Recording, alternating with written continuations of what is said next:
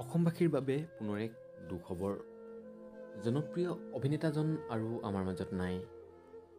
মাত্ৰ ৩৫ বছৰ বয়সতে নিজৰ জীৱনৰ নাট সামৰিলে অভিনেতাজনে।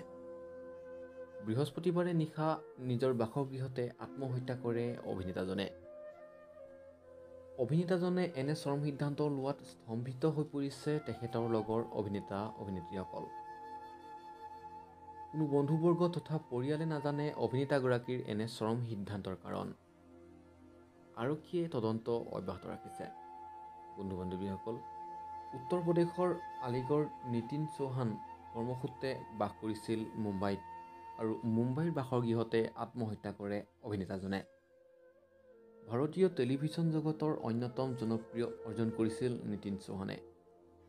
দাদাগিৰি ২ত বিজয় হৈ বহুখিনি জনপ্ৰিয়তা অৰ্জন কৰিছিল নিতিনে। পাছলৈ জিন্দগী.com, ক্ৰাইম পেট্ৰল, ফ্ৰেণ্ডছ, তেৰা, ইয়াৰ হোমে আদি ধাৰাবাহিকৰ জৰিয়তে অনুৰাগীৰ হৃদয় জয় কৰিছিল নিতিনে। বন্ধু-বান্ধৱীসকল, যদি আপোনালোকে আজিৰ এই ভিডিঅ'টো চাই ভাল পালে ভিডিঅ'টো এটা লাইক কৰিবলৈ নাপাহৰিব আৰু এটা কমেণ্ট কৰি তেখেতৰ আত্মাৰ সদ্গতিৰ বাবে অকণমান লিখিবলৈ নাপাহৰিব আৰু ভিডিঅ'টো আপোনালোকে খুব বেছি শ্বেয়াৰ কৰি দিব। বন্ধু-বান্ধৱীসকল, আজিৰ এই ভিডিঅ'টো ইমানেই আছিল। আকৌ লগ পাম এটা নতুন ভিডিঅ'ৰ সৈতে। তেতিয়ালৈকে এৰিলোঁ।